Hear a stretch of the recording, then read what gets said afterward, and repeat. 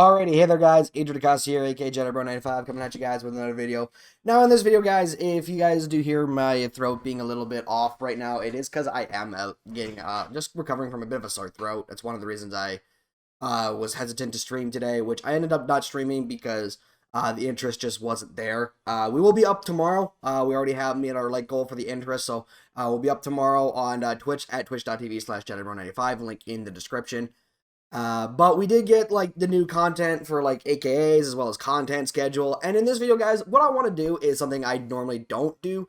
And it's talk about what I think are the best budget items for Madden 23. So if you guys are looking to come into the game or you guys are looking to start very, very soon, I see a lot of people asking about this on other Twitch streamers, or I've had some people ask me, what do you guys think? What do you think are the best budget items? I'll talk to you guys about that. So we got Brian Dawkins here with Brian Dawkins. I almost said for Weapon X, but can I just say this art is just outstanding. 92 speed, 94 hit power, 94 zone coverage, yada yada yada. And then we got Michael Irvin, aka the Playmaker, with 91 short route, 92 mid. Both are really good. They got some discounted abilities. The content schedule for the week. So we've got Good Morning Madden, obviously tomorrow, Wednesday, and Thursday at 10 a.m. Eastern, 10:30 a.m. Eastern. There's a new Nike Run Club thing. For those of you that were some people wondering, apparently it's just another thing with Bo Jackson. You do it again, you get an 89 overall Bo Jackson. And he gets goal line back and jukebox for 1 AP. Here are his stats in case you guys really care about that shit. But I do notice it says it has a power-up thing, so maybe we could be getting a power-up Bo Jackson soon, maybe, we might. We got AKAs, we got Team of the Week. They did reveal the Player of the Week for the offensive side. We'll know the rest tomorrow. We got the Harvest promo, and then we got the Legends. Obviously, we all knew that was coming. Again, Bo Jackson. So Joe Mixon was the Player of the Week this week. We got 91 speed, 93 acceleration. Really not really inspired by this Joe Mixon. 92 speed I think would have been ideal. Maybe 92 speed I think would have been better. So yeah, it kind of sucks for the Joe Mixon. There's also these ones here. A couple of Team of the Week predictions. I predict Justin Fields and Tom Brady I think are going to get record breaker LTDs because they both broke records yesterday. I could theoretically see them getting cards. But yeah, so that was all the stuff for the Team of the Week, guys. So now let's talk about some of the things that some budget players that I think are the best at their position. So this is going to be a two-part series. You guys are seeing my social medias. This is going to be a two-part series. The first is going to be based on offense, which is going to be for today. And then tomorrow it's going to be on defense. And for offense, guys, I'm going to be going with a quarterback, a running back, 3 wide receivers, and a tight end. I'm not going to do any offensive line. I'm not going to do, anything of that sort. And also, by the way, free abilities, free players are obviously ideal. So if you have, say, for example, for the tight end, if you have, not the tight end, the, running back, if you got the Cordero Patterson, then obviously you could probably do that card instead of the one I chose. Or for quarterback, if you got that Justin Fields, is probably a better one. But moving on, guys, quarterback, we're going to start off with Aaron Rodgers. I still think he's one of probably the best budget quarterback in the game. Not the best quarterback, but best budget quarterback. He's got some good accuracies to him. He's got great throw power. In terms of his abilities, he's not going to get too much. You can get identifier. You can get, long-range Deadeye. You're not going to get a whole lot of abilities out of this card. But for the budget, guys, also, because I did ask this on Twitter, the budget is going to be less than 100,000 coins.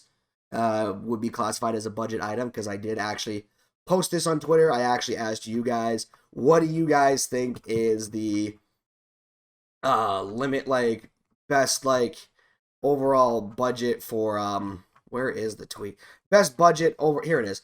What do you guys think will classify as a budget player now in terms of cost?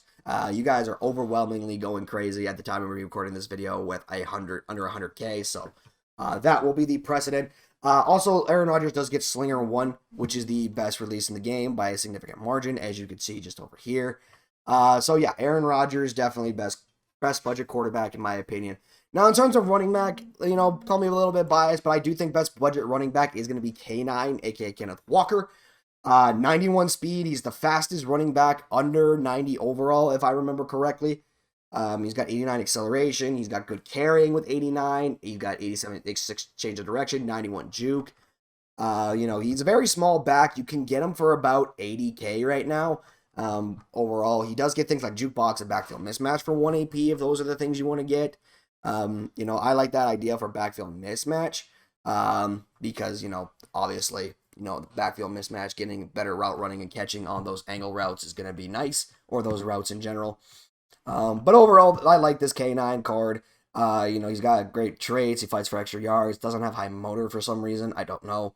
Probably should have high motor on his next card soon. But Kenneth Walker, I do think, is a very, very good budget running back. For receivers, guys, for budget receivers, I'm going to give you guys 3. The first one is Marquise Brown. Marquise Brown is always a really, really great budget option at receiver with 90 speed, 88 acceleration, solid route running in general, mainly on the deep route running because, he's obviously a really, really good deep threat after the catch and, special teams and stuff. He's going to have some good stuff there. But in terms of his abilities, guys, he's going to get things like short in elite, which is obviously very important right now. You can get things like mid in and mid out elite if that fits your scheme. And Marquise Brown is going for relatively cheap, like 34K, 36K, maybe on a bad day. Marquise Brown, definitely a player I would recommend picking up for a budget squad just because of the speed, right? Like 90 speed and 91 agility is really, really good at this point in the year. I think that's really good. Second receiver I would recommend is the 89 overall Dante Hall. This is the one just before his legend card, his full legend. 90 speed again, just like with the Marquise Brown. He's definitely a little bit short. I think, wow, he's actually shorter. Dante Hall's 5'8".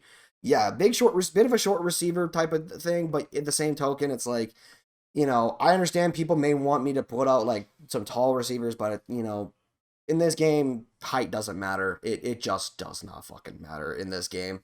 But 90 short, 90 speed, okay route running. If you got like the route tree one, you can get this deep route running up to 90. He's got some good after the catch stuff for him in terms of that.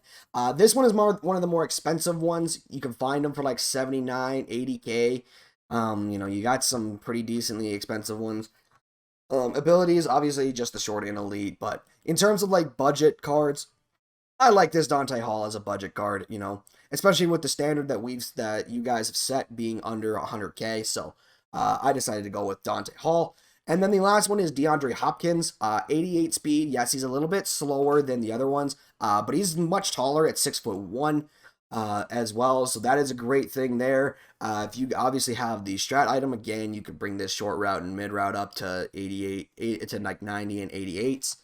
But the thing that makes me like this D-Hop is the fact that he gets 1 AP outside Apprentice, and he also does get, as well, again, Short and Elite. So you can get, like, outside Apprentice and Short and Elite for 3 AP on this card, which is awesome. Obviously, if you want to rock mid-out Elite, you go right ahead and do so. Now, you definitely find this card for under 100K. Again, that is the standard that you guys set.